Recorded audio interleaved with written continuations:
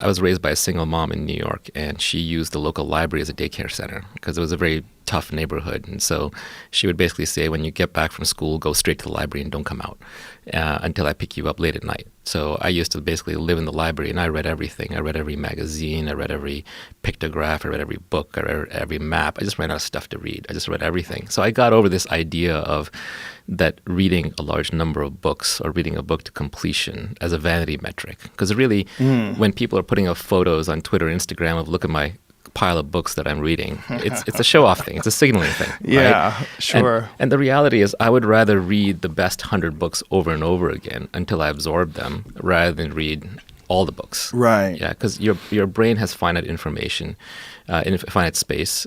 You get enough advice, it all cancels to zero. There's a lot of nonsense in books out there too. So I don't read anymore to complete books. I read to satisfy my genuine intellectual curiosity. And it can be anything. It could be nonsense. It could be history. It could be fiction. It could be science. It could be sci-fi.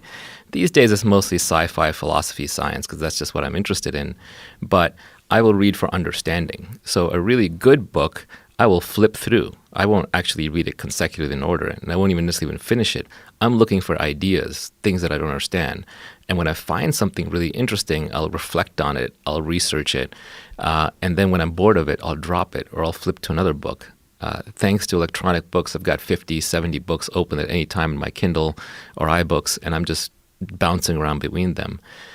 It's also a little bit of a defense mechanism to how in modern society we get too much information too quickly, and so our attention spans are very low. So you get Twitter, you get Instagram, you get Facebook, you're just used to being bombarded with information. So you can take that to, you can view that as a negative and be like, I have no attention span, or you could view that as a positive. I multitask really well and I can dig really fast. If I find a thread that's interesting, I can follow through 5 social networks, through the web, through the libraries, through the books, and I can really get to the bottom of this thing very quickly. It's like the Library of Alexandria that I can research at my disposal.